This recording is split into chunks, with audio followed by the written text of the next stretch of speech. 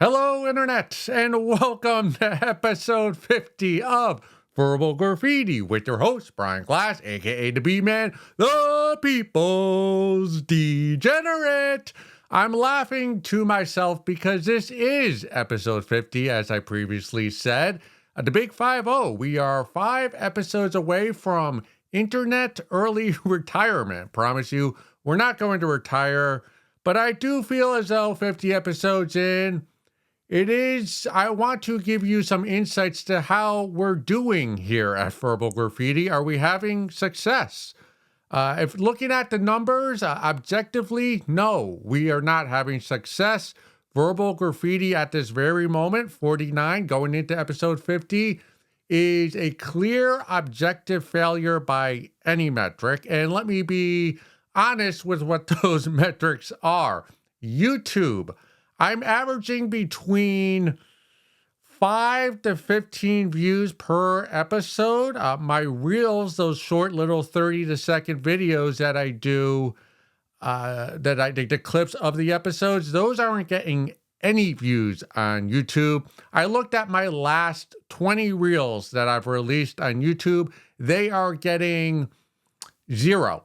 The big goose egg. I think of the last 10, one has gotten 1 view, and of the last 21 have gotten 3 views.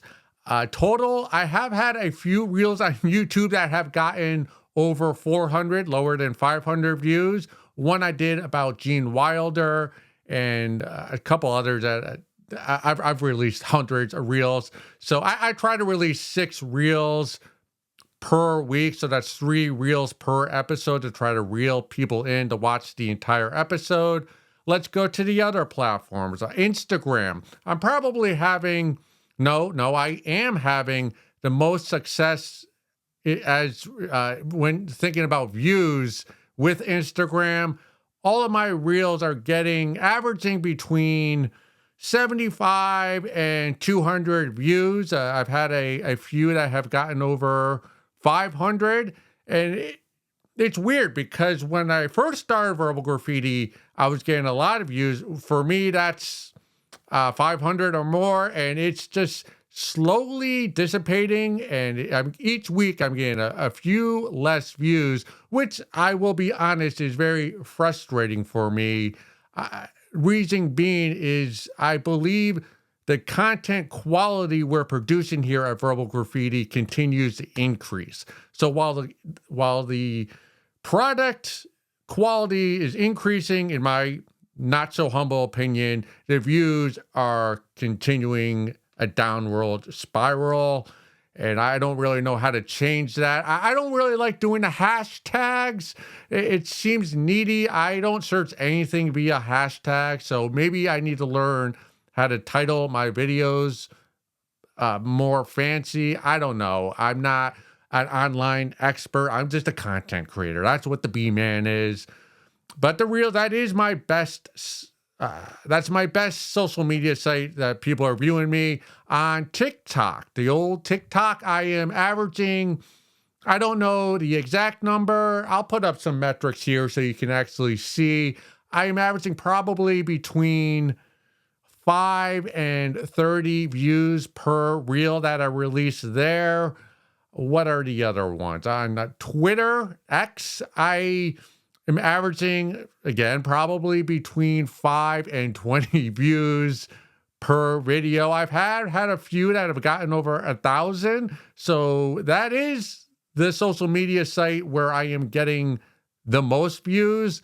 But again, it's just very few of those reels are taking off. And it's funny. I've had one that I released a couple of weeks ago. I don't remember which. Oh, it was the one about lot lizards, about the truck drivers who fuck lot lizards. They cheat on their wives with them. It has over 1,000 views. It has 1 like. And the 1 like comes from me because I like all my reels because I make them and I like them. So I'm giving myself some love, even though the public doesn't seem to be loving them at all. I do not want to end up being like Van Gogh. I do not want to end up dying and finding success after death. I want to experience the success, the money, the fame. I don't really want the fame. I just want the babes and the money and just having my family and friends be happy and know that, oh, I was actually somewhat successful at this.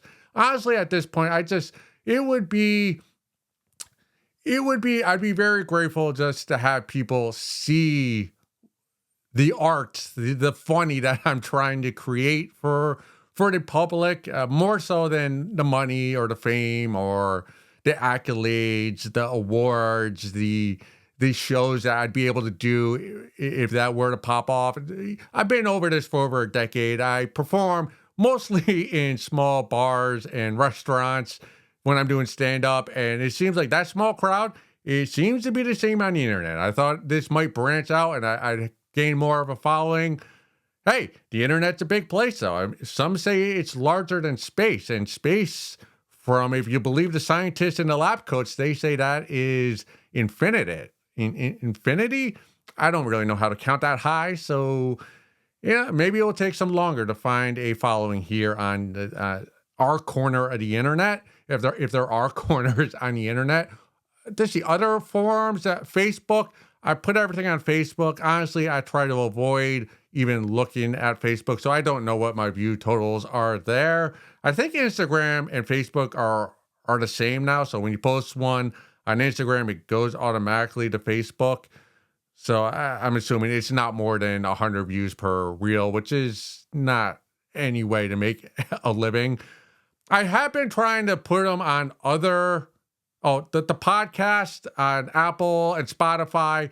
I'm averaging about, I think I have less than 100 total listens or downloads. And again, a lot of those are from me, because I like to listen to the audio and see and start to hate myself when I listen to it. So, but I've been trying to do the other platforms as well, like Blue Social, or is it Blue Sky, and Telegram. I can't figure out how to upload videos to those platforms, though. I'm an idiot with technology, as all 7 of you know. But hey, am I going to quit? No. Why would I quit? I spent all this money on this equipment. As I said earlier, I do believe the content is getting better. I think I'm starting to find a flow. I'm being more myself. There's not as many of those awkward pauses between segments and sentences. I'm starting to get used to talking to myself in an empty room in front of a camera without a small audience that is not paying attention. And most importantly is I am enjoying it, even though it's taking up most of my time. Free time. I don't do anything with my free time anyway. This is what I would be doing if I didn't do this. I'd be scrolling through X. I'd be watching some dumb 4-part documentary on Netflix that they could have put into an hour, but they make it 4 parts so they could monetize it more. We all know that. Stop teasing us. Just give us 1 hour hard-hitting documentary. We don't need a 6-part documentary on some serial killer. We don't need that. Just get to the point. That's what we do with Verbal Graffiti. Get to the point, get to the funny, move on to the next one. Bang, bang, bang. See you next week. See you Monday, Thursday, 7 p.m. Eastern time. But I am enjoying it. It takes a lot of work, we'll admit, but I am a workaholic. I don't have a girlfriend. I don't have kids. I have comedy. I have my health. I have my family. I don't have any pets. This is what I do. So without this, I wouldn't have anything. So I'm going to continue to do it. And at episode 100, I will give you another update. How about we do that? Every 50 episodes, I'll give an update. I'll let you see some of the internal numbers, and we'll go from there. Do want to say, I love how Biden just backed off and pieced the presidency with some random tweet that he did on Twitter or X or whatever we're calling it now. That's such a B-man move. That is who I am, because I avoid confrontation. I was reading his letter to the American public, Joe Biden, saying he's not going to run for re-election. And again, by the time you see this, he might be dead. I don't know. But I was reading that, and wow, what a power move, just to walk away without even having to confront the nation. There's a letter, there's no video of him signing it or writing it.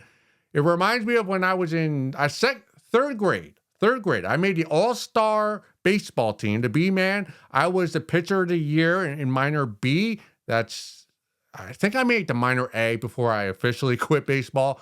But anyways, I made the all-star team, which is a big deal as a kid. So it was during summer. First week of practice, we had 2-a-days. We had morning, we had late afternoon practice, and our coach told us in between practices we were not allowed to swim because swimming would make us tired and it would ruin our muscles for that second practice where we were going to learn how to slide in the second and do a crow hop. And after a week, I was like, fuck this. This sucks. I want to play wiffle ball. I want to go swimming. I want to go find an ice cream truck and get some fun dip. So I quit.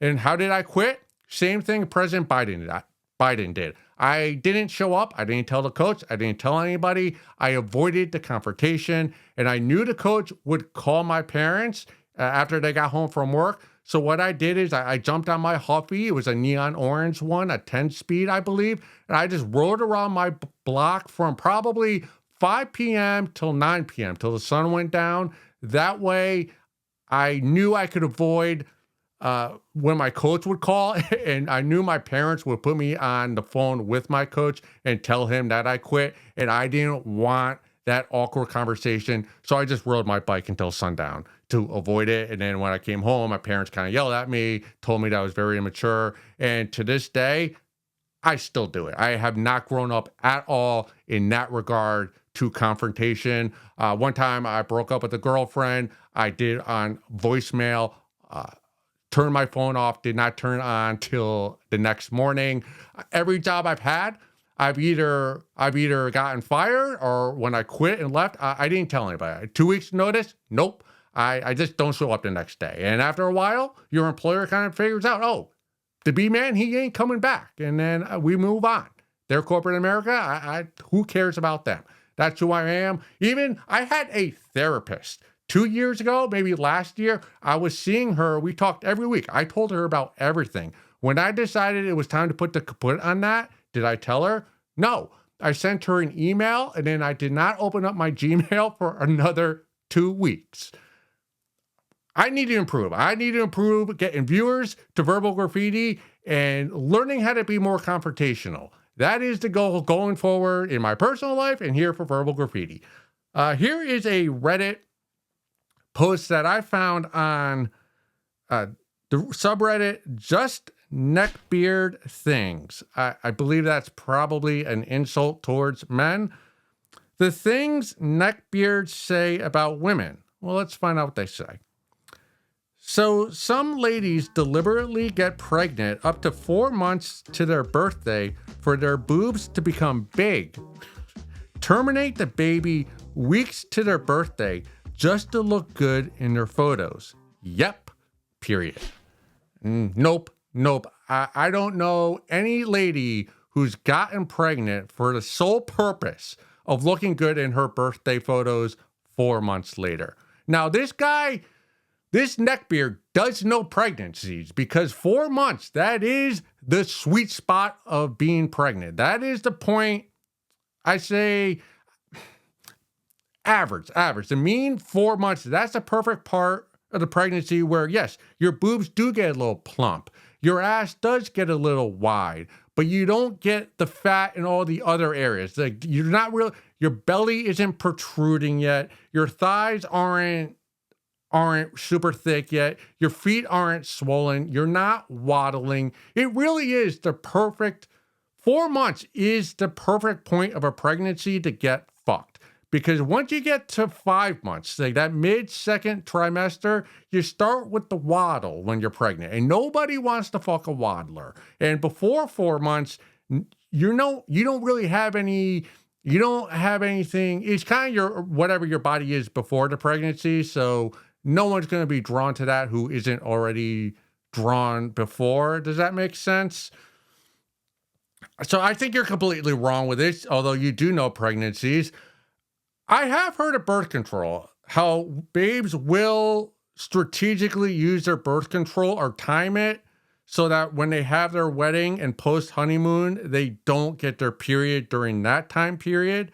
And I have also heard in my earlier days of, especially like late teens, early 20s, there were friends of ours who would get on birth control for the sole purpose of getting boobs. Because I think that is one of the side effects of, or one of the benefits of getting on a birth control, especially the pills, is it can make you a little bit more busty than you already are. But now thinking back about that, because we would come home from college and we'd see like the girls from high school that we grew up with, and they would have bigger boobs. So my friend group would assume, oh, that girl must be on birth control.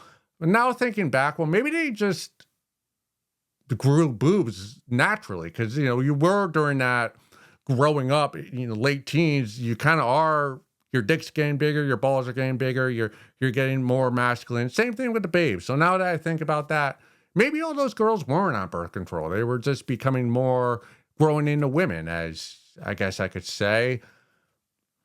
But I don't think any babe is getting pregnant just for good photos. No, you babes don't need to get pregnant because you all have your PhD in photography and making your boobs look better than they really are. You have a litany of ways you go about that. And I know we're all on you. Us guys who are growing up, we know. Us Chads, we know. You're using those chicken cutlet things you put in your bra, those rubber, you know what I'm talking about. You put those in your bra. You have push-up bras. You have wire bras. You can wear multiple tops to make yourself look a little bustier. You can put tissues in your bra. You can get breast implants. You could do stuff with makeup to make your cleavage look a little bit more deceiving than it really is. You could give any Western lady, how shall I say this? I believe, to my core, you could give any Western lady some scrap metal and adhesive, and she can MacGyver her boobs from a flat A to a busty C. She'll make David Blaine, any trick he's doing, look like a card trick. That's how magical women can make your boobs look. It is amazing. You make all yourselves look stunning in photos. B-Man, I have been on the dating apps in my past, not presently because I've gotten frustrated with them, but every time I've been on a date with someone I met off of line, they look better in their photos than they do in person. I strategically, when I was on the dating apps, I would put photos of myself, which I did not have many, but I would put photos of myself looking uglier than I really do, which is not difficult to do. So that when I would go on a date, a lot of times the babe would say, oh, wow, you look a lot better in person than you do in your photos. And I would say, oh, thank you. And I would never return the compliment because I could never say the same thing about her. Because you women, you know all the angles. And I'm hip to it. Like you have the arm up. It's all about the angle. So you can you take the photo from up high so that we see your cleavage, but we don't see the belly underneath it. So if you're chubby, we know you're hiding that. So you hide yourself behind other people. If any kind of blemish you have, you filter it. They're all the face filters. Honestly, you go on a dating app now, and most women look like cartoon characters. They have so many filters, so many different screenshots. You all look like AI. Same thing with birthday photos. All you women know how to make a perfect birthday photo.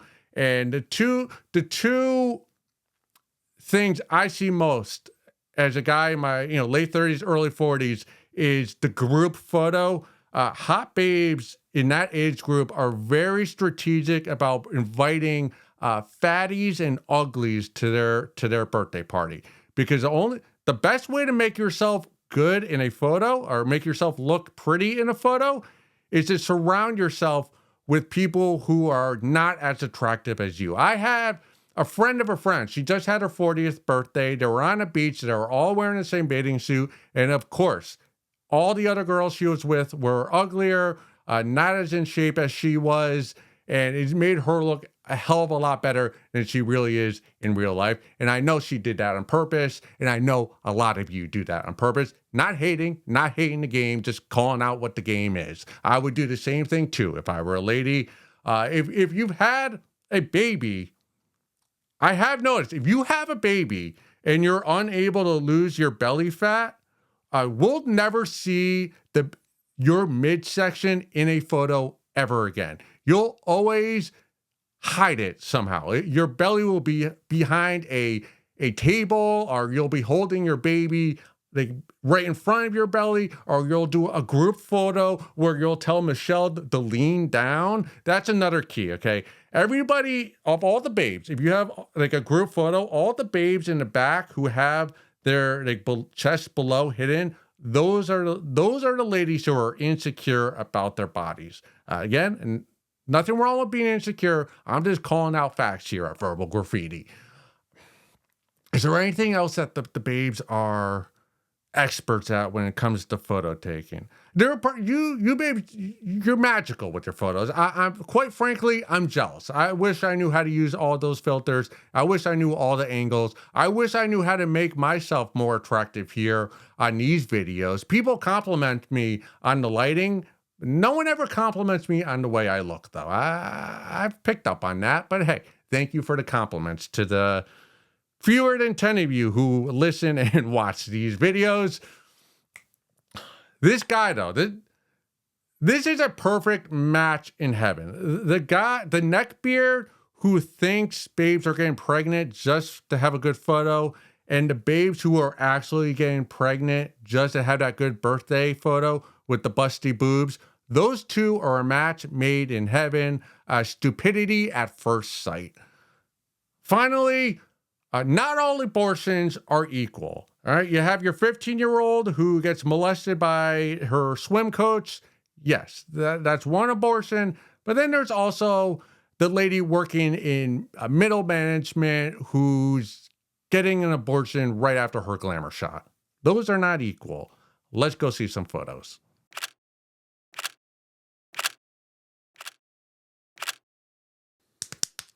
The B-Man, I gotta take some responsibility for not having a lot of viewers here. I always forget to do my job as a host, and I'm gonna do it right now. Remember to like, subscribe, to share a clip that you might enjoy with a family member or a friend, or perhaps an ex that you cheated on, or maybe a supervisor that you stole money from and got fired because of it when you got caught.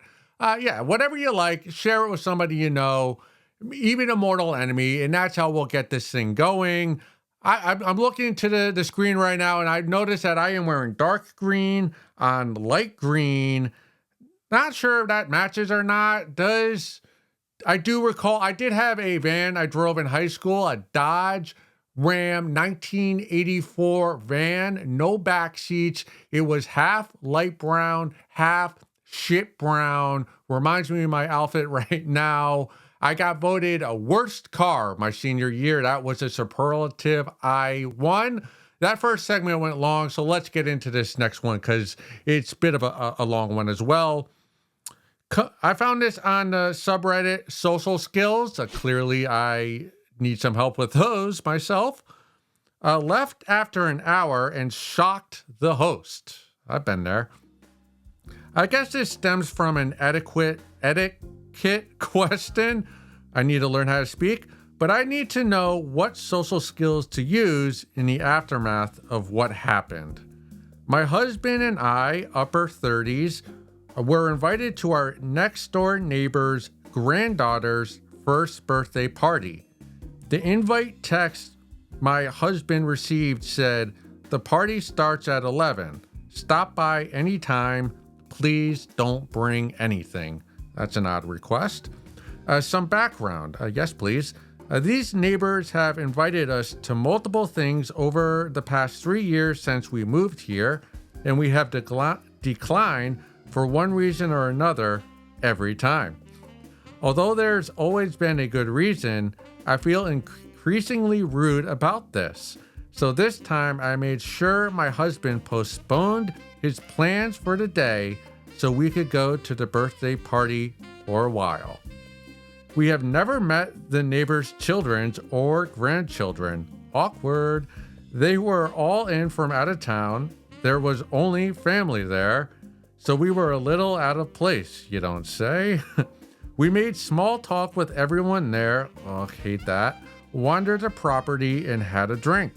The food was running late. It had been an hour, so that's noon. My husband said we should leave before everyone sits down to eat, or we'd be sitting at family dinner. So we went to let the host know we were going to get going, and the wife was shocked.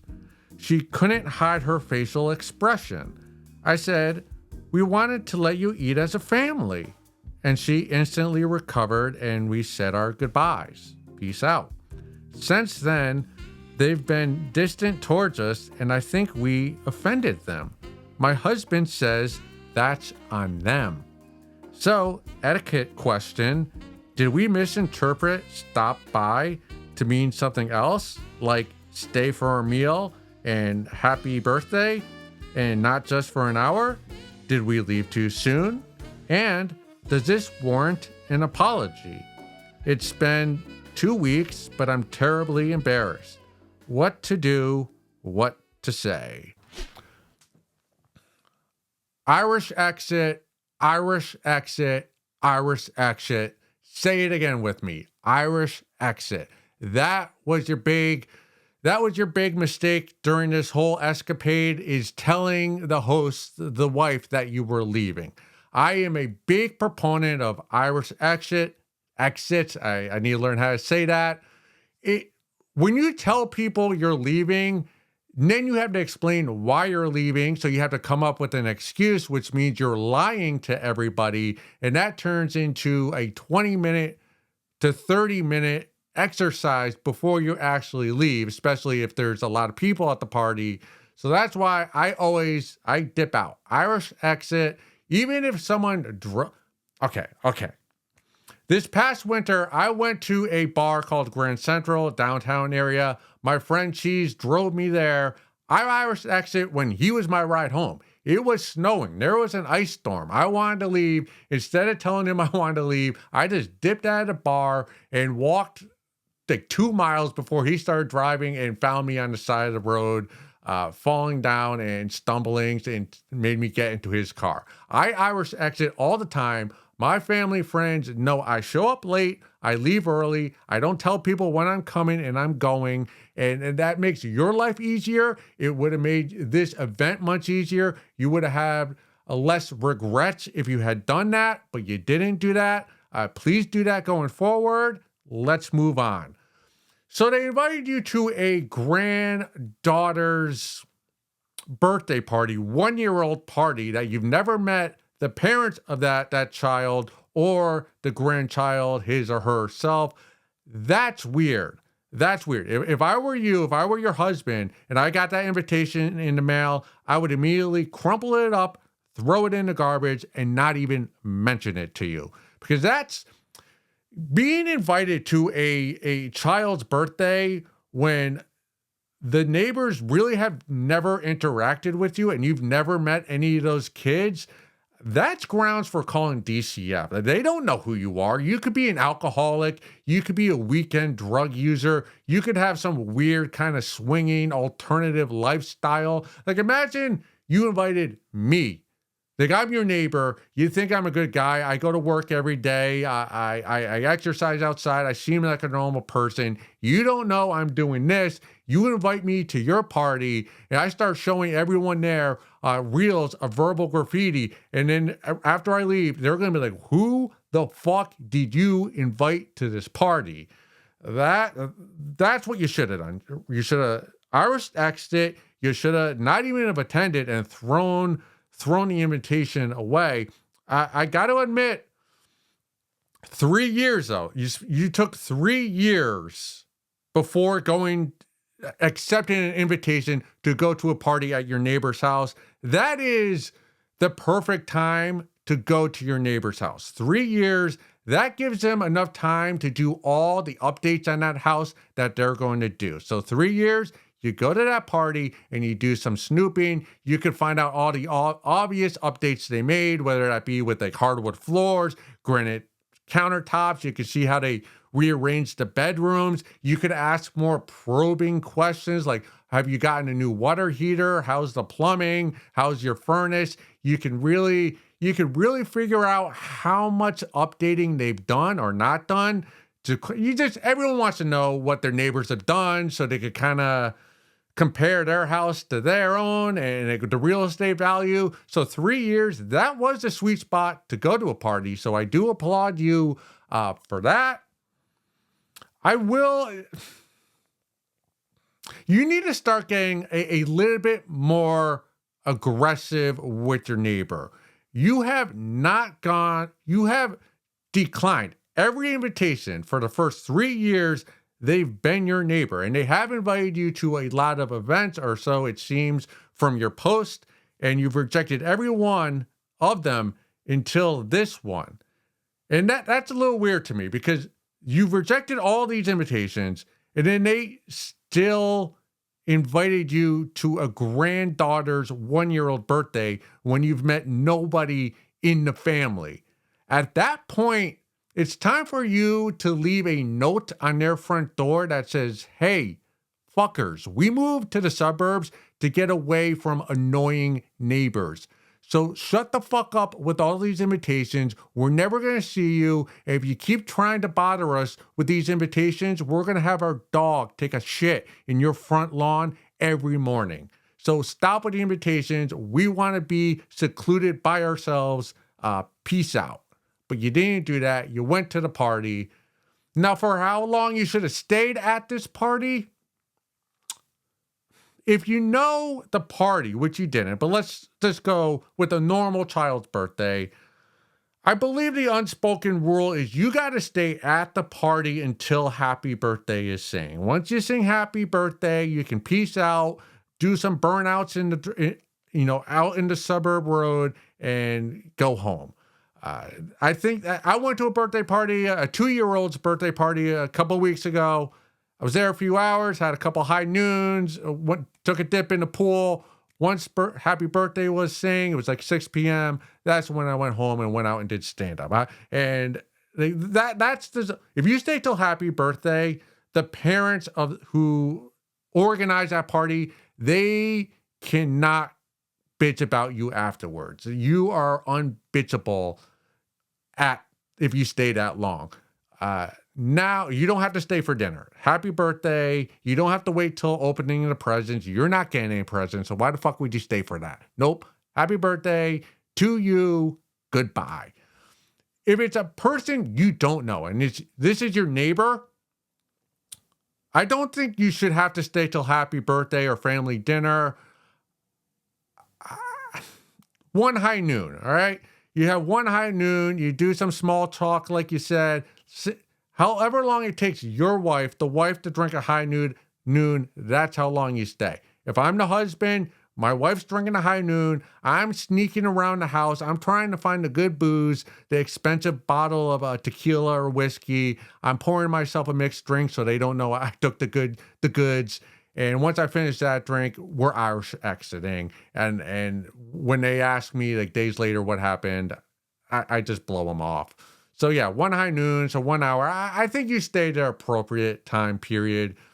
Now, what you need to know, as their neighbors, you are now in a neighborly Cold War. Your neighbors do not like you. They took your actions. You're leaving before 1 p.m. Before 1 p.m. kickoff, you peaced out and left. You are now in a Cold War. So you just got to understand, you're never going to have a good relationship with your neighbors. If they do start talking shit to other neighbors in the hood about you, that's when you need to heat up the Cold War. And you do so by just doing irritating things to your neighbors. Like you need to put up trees along the property line so that you guys don't see each other. And you need to start mowing your lawn at 7 a.m. You need to drink beer bottles and throw them over the fence or the trees that you put up. You need to, if they keep talking shit and they keep upping the stakes, that's when you need to start walking naked in your house with the blinds open. The more shit they talk, the more heat you add to the Cold War. Because you are at a war now and you need to accept that. So either you got to accept the fact you're in war mode, or you got to put your house for sale and never see these neighbors again. Fuck your neighbors. fuck people who invite you to a 1-year-old's birthday party you've never met when they don't really know who you are. And to everybody else, go suck a fat one.